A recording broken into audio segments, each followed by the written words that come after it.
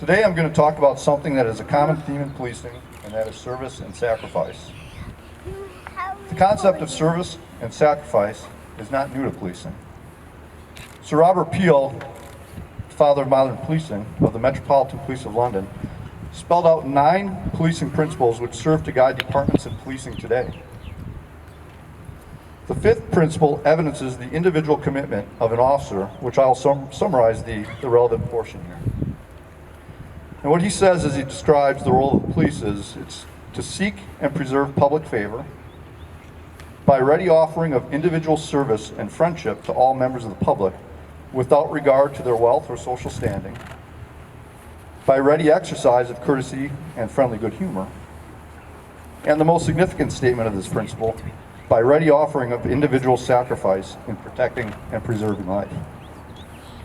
Flashing forward 130 years, the functional meaning of these statements were reduced to 4 words when the Los Angeles Police Department adopted the motto which most, if not all of us, recognize: to protect and serve.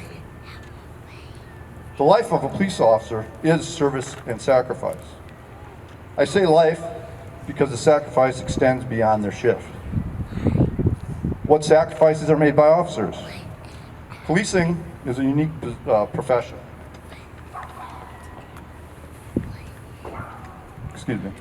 Unlike many professions where appointments are made to meet with people regarding some project or the like, the majority of police calls are spontaneous events, and it is unlikely that any two are the same.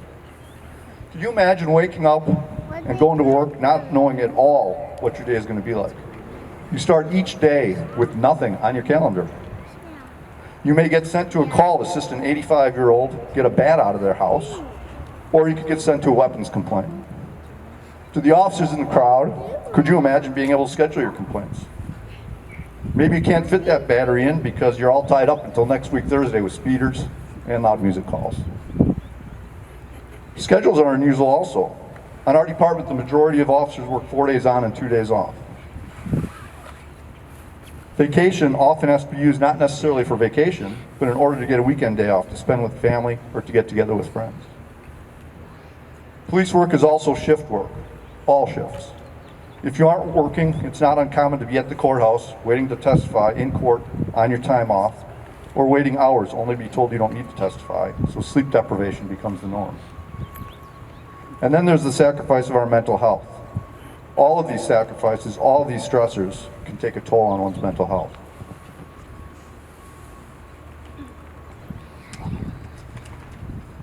Finally, there's the ultimate sacrifice, which brings us here today: the giving of one's life for another. So when you look at these officers today and in the future, when I look at you officers, we must remember, not one of you officers was forced to take this job. Each of you made a choice to serve. Policing is a proud profession. Standing there as you are every day takes a significant amount of character. I want to thank you for your service and sacrifice.